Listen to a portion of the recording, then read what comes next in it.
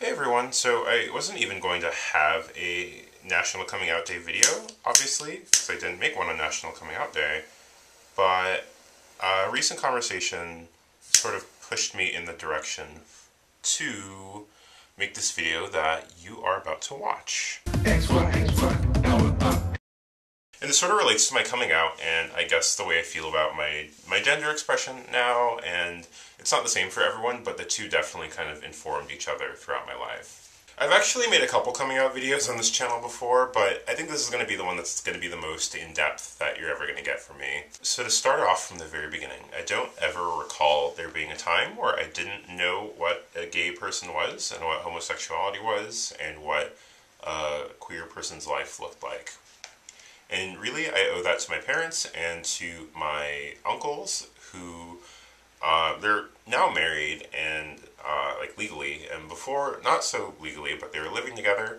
And my parents were just very candid about explaining that to us. He said, "Look, your uncle is a gay man, and part of being a gay man means that he has a husband instead of a wife, and that's that." And that was really, really simple and easy to explain. What was harder to explain was the fact that he was like HIV positive, and that was really, really difficult for him. And he was very, very honest with showing us his struggles. I have very, very vivid memories of being like a 5-year-old with my brother, hanging out at our uncle's house for like the weekend, and he was just like, "Look, this is what I have to do every single day." And he would take us, and this is the 90s, of course, so he would take us into his bathroom and he would show us all of the pills that he would have to take every single day. And some of the pills were huge, and some of the pills, he explained, had really crazy side effects. And that was really scary, but it definitely still impacts me and how I like go through life and the way I look at situations today. So I've always known what gayness was, and it wasn't really a big deal in my family. Like, no one really gave a fuck. Also, my dad was like a psychotherapist in an HIV clinic in Southern California, so he dealt with a lot of queer people.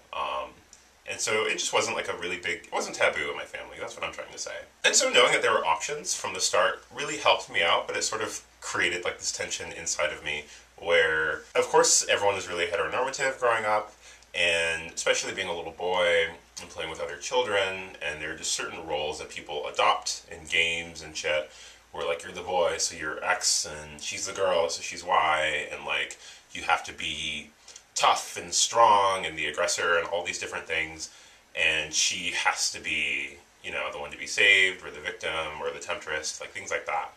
And I kind of just mixed and matched these in my head, I guess. And so looking back, and my dad wouldn't agree with me, but I think I was a pretty feminine child. I was a little femme queen. And so I just kind of like went through life like that, and of course encountered a lot of policing, and I have specific memories of like just people straight up telling me like not to be gay or not to be a girl.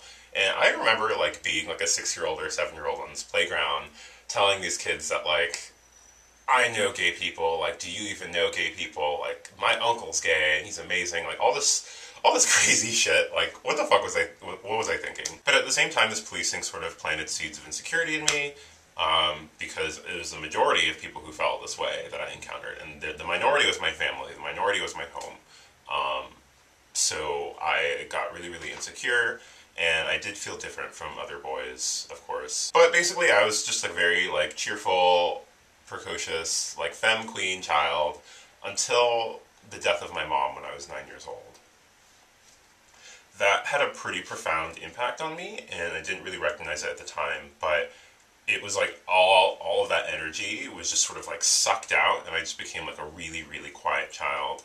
I became really, really dark and really, really preoccupied with death, and it was really difficult, because that whole issue, like my mom passed away in her sleep, so that was good for her, I guess. She had heart problems, and it was like a heart-related condition that led to her death.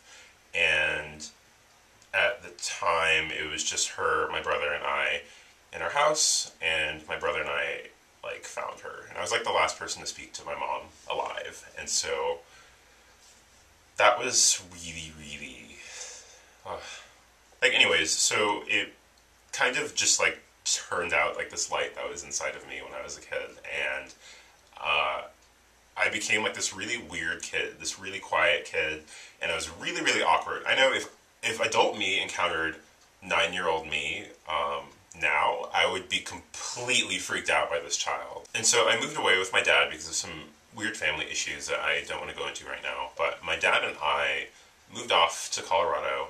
And so I was just with my dad, who was a little bit more rigid with gender, and he sort of policed my actions a little bit. And I remember around the time I was 10, really starting to recognize that I was attracted to men. And all my other peers were developing their sexuality sort of at the same time. And so it was kind of really difficult for me because everyone was like being attracted to a different gender than them, and I was kind of attracted to the same gender, and I didn't really recognize it too much. Even though I knew what gayness was, even though I was comfortable with homosexuality in the abstract, it made me really uncomfortable, and I didn't really put a finger on it. Around the time I was 10 is when I got into, like, online communities as well. So I had my own computer, I had my own internet connection, and that just opened up a whole world of craziness for me, and it let me explore a lot of things. So, of course, I asked all of these, like, oddly queer questions. I asked them online, basically. And a couple times, I guess my dad checked my history or something, and he, like, would ask me if I had any questions about my sexuality and things like that. But I said no. I said, oh, I was, like, looking that up for a friend, or I typed something in wrong. Like, some sort of stupid, like, young excuse that anyone can see through, you know?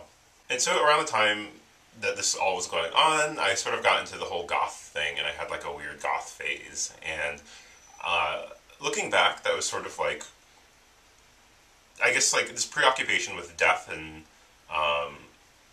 like, how futile life was, stemming from how I felt after my mom's death, as well as, like, sort of trying to cover up my homosexuality and the way I felt about my gender expression.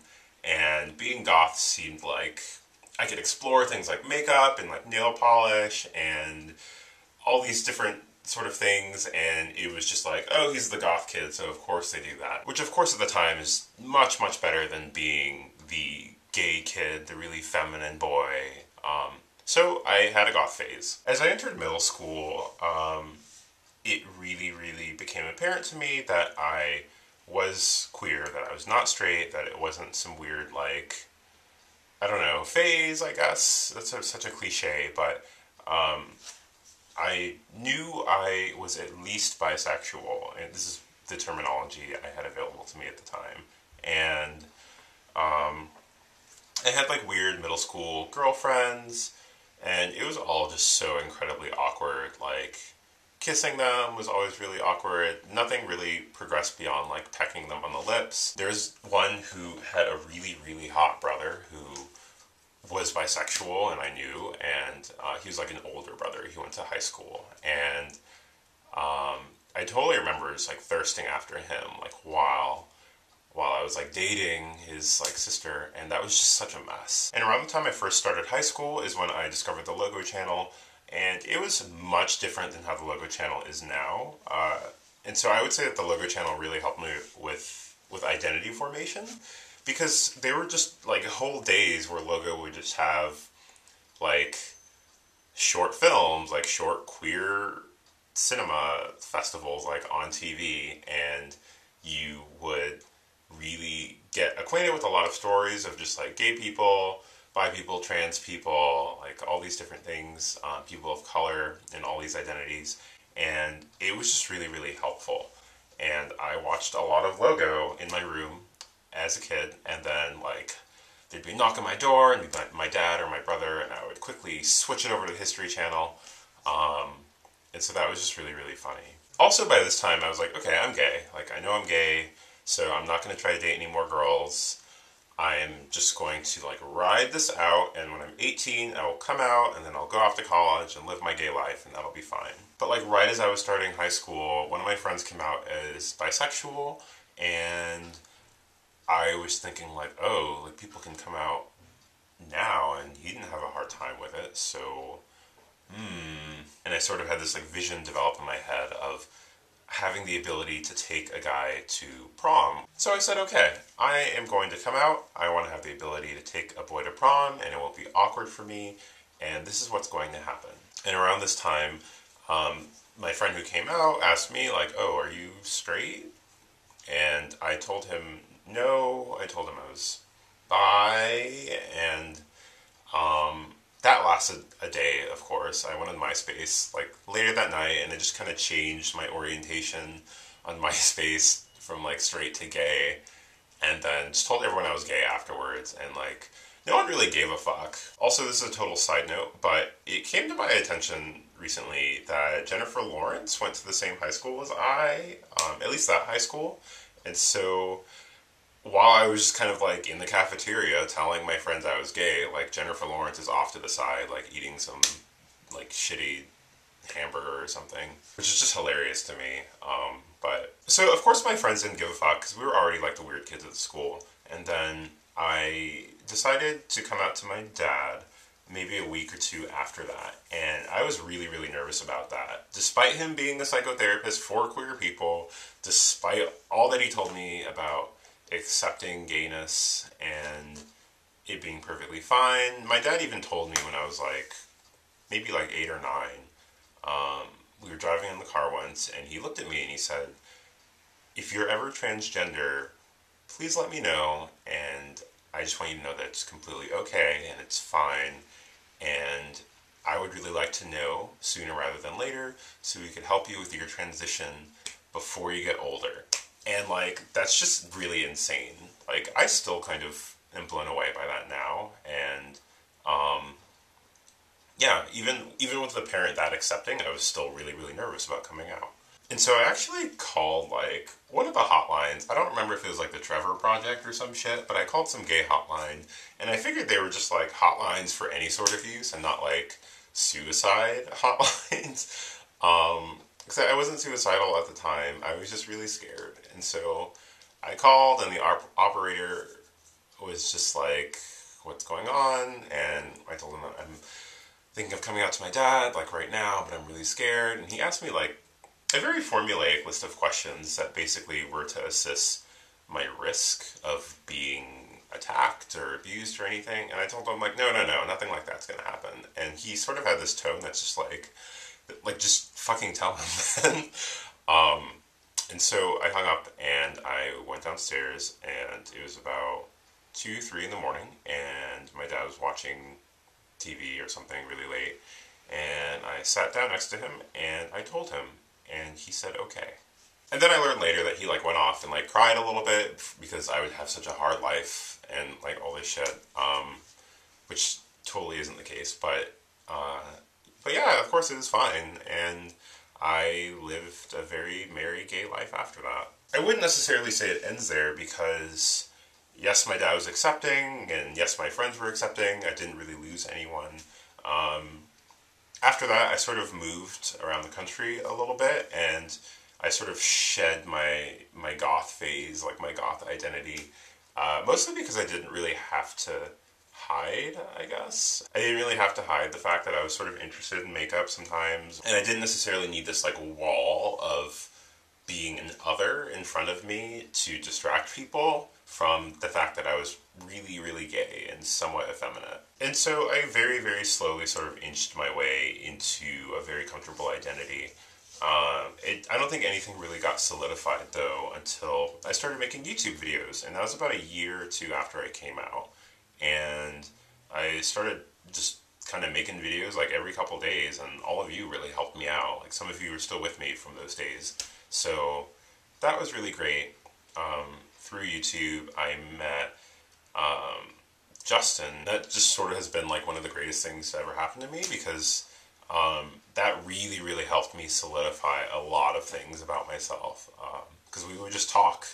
We'd call each other and talk for hours and hours and hours. And Justin actually went to the same high school as I, so that was really convenient, and we would talk during lunch. And sort of through these conversations with another person who wasn't straight, with another person who's definitely just like not about gender roles and gender expectations, I sort of became really comfortable with a lot of ideas and a lot of different ways to approach life. And definitely, had I not met Justin, I probably would have been a really basic gay person, because before him, I sort of was really starting to attach myself to gay masculinity and gay ideals of beauty and like really striving towards that, and that's just a really ugly way to live. So yeah, I became friends with him, finished high school, went off to college, really developed myself in like my queeniness and being around queer people of color and being friends with people like Sean, who's also a YouTuber, who's been in my videos before. That has sort of led me down a path that has been really rewarding. And to like sort of close this video out with another cliche, of course you never stop coming out. That's something I'm definitely familiar with. Even while finishing college, I don't necessarily think that my journey towards self-discovery or like coming into my identity is like complete or I've reached a finish point, because I haven't. But of course there are fewer changes these days than there were, and so I never really thought about having to come out to people in the future, but I moved to Japan, and now I have to come out to a lot of people if I want to be 100% open with them about my life and important things that have happened to me. So I'm even sort of grappling with that now. I'm only out to the other foreigner at my workplace, and no one else really knows. Well, a couple students know as well, and that's another video for another day. But I wanted to share this really, really, really in-depth look at coming out, because I feel like my other videos have been sort of bullshit. So, yeah, that's my story. I hope everyone has a great day, and I will see you later.